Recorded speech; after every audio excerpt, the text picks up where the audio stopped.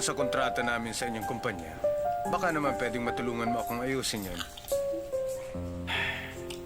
Hindi ako nakikialam sa daddy ko. At tungkol sa sinasabi mong kontrata, hintayin mong umupo ako. Pero siguro mga 7 o 8 taon pa yon. Tutulungan kita sa iyong kontrata. Yun ay kung buhay ka pa. Salamat. Manang-mana sa kanyang ama. Pareho silang mayabang.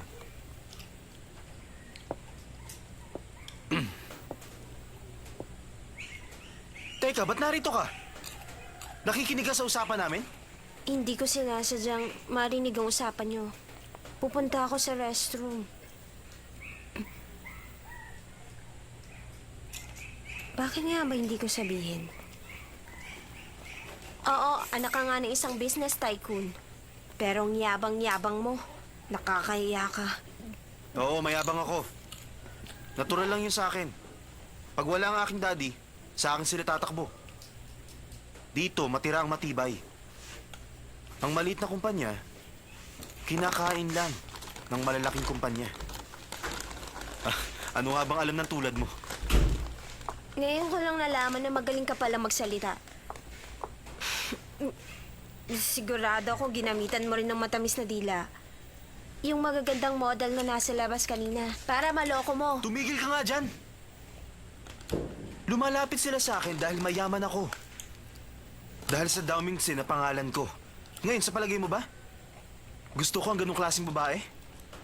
Huwag kang basta magsasalita kung hindi mo naiintindihan. Pasensya ka na. Ang saba. Balik rato. Pero teka nga, hindi ba dapat humingi ka rin sa akin na pasensya? Hindi ko alam kung bakit mo ako inalikan. Pero kung hihingi ka man ng tawad, iisipin ko na lang na kinagat ako ng aso. Ng aso? Mukha ba akong aso? Hindi, sinabi ko lang yon. Sige na, humingi ka na ng tawad. Ayoko nga. Bakit ako magsasorry? Ikaw ang may kasalanan kaya mag-sorry ka sa akin. Bakit? Anong ginawa kong kasalanan? Basta mag-sorry ka sa akin. Tingnan mo nga, para kang sira. Ikaw ang parang sira. Umiinom ka, hindi mo naman kaya. Hindi ka man lang ba nahihiya sa akin? Wala kang pakialam sa akin. Teka lang! Armani yung suit ko! Huwag mong dumihan! Lumayo ka sa akin! Shansai, gising na! Shansai! Sinabi na bumangon ka na! Ay, ang sakit naman. Alam kong masakit ang ulo mo! Nagpakalasing ka ng gano'n na lang? Minor de edad ka pa, anak! Hindi mo ba alam yon, ha? Ay! Tama na. Ang sakit ng ulo ko, ma. Anak? Alam mo ba kung paano ka nakauwi? Oo nga pala. Hindi ba nasa birthday party ako ni Chin kagabi? Paano nga pala ako nakauwi dito sa bahay? Si Mr. Dao Mingsu ang naghatid sa'yo dito sa bahay natin kagabi. Ano na naman ang ibig sabihin ng inyong mga tingin, Mama? Shansai, hanggang ngayon ba naman hindi ka pa sanay sa akin? Anak kita, hindi ba? Tingnan mo, meron akong ganito. Dang-ga-dang! Ano ba yan, Mama? Ito ang tinatawag kong Cinderella chart. Teka, ito yung unang araw na pumunta siya rito. Ito yung una niyang halik sa'yo. At ito naman, ito yung kagabi. Hinatid niya ang lasing na si Sanchay sa bahay. Ang galing, di ba? Ano naman yan? Oh, hindi mo ba nakikita? Yan ang ugly duckling. Ang drawing na yan, ikaw yan. At malapit ka na maging swan. Ay, naku. Tingnan mo, umaayon sa plano ko ang mga pangyayari. Hindi magtatagal, matutupad na ang aking mga pangarap. Iniisip niyo ba na shot ako? Huwag kang susuka dyan! Naku, alam mo ba na kagabi? Sinukahan mo ang mamahaling damit ni Mr. Dao Mingzi. Oo nga pala. Naalala ko na. Ano ba? Armani yung suit ko! Huwag mong dumihan! Umalis ka nga dyan! Buti na lang kamo, hindi nagalit si Mr. Dao Mingzi. Kung nagalit yun, magkakaproblema ka. Masisira ang mga pangarap ko. Oo nga pala, sige na. Bumangon ka na dyan sa kama mo at pumasok ka na sa eskwelahan. Pag nagkita kayo ni Mr. Dao Mingzi, humingi ka ng paumanhin. Magpakumbaba ka, naiintindihan mo?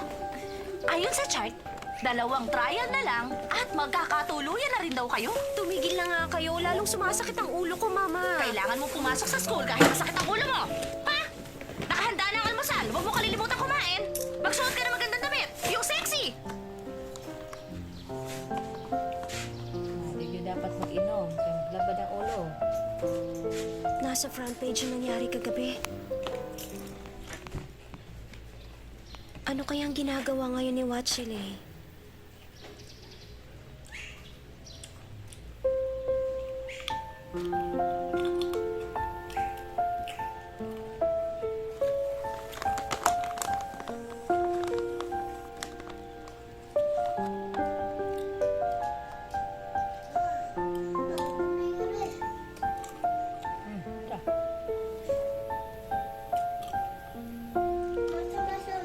Hindi ko. Magbasa.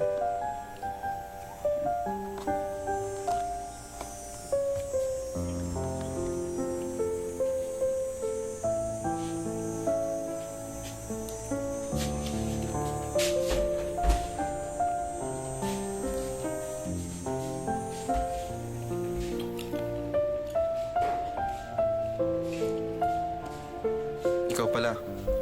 Ba't ganyan ang tingin mo? Wala naman. Kumusta ka na? Ayos lang ako.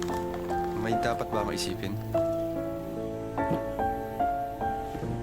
Nagulat ka ba sa naging desisyon ni Chin? Sa tingin mo tama siya? Wala namang masama doon. Desisyon niya yun, Shansai. Ganun talaga si Chin. Hindi na magbabago isip nun, kahit anong mangyari.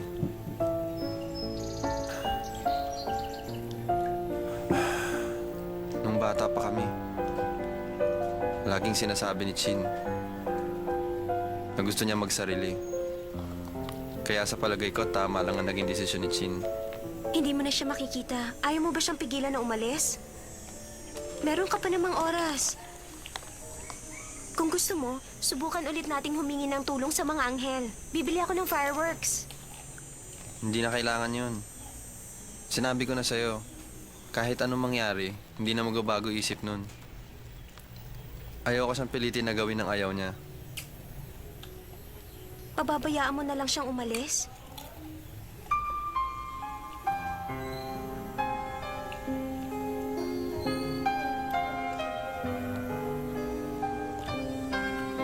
Pag umalis si Chin, patuloy pa rin kaya siyang mamahalin ni Lei?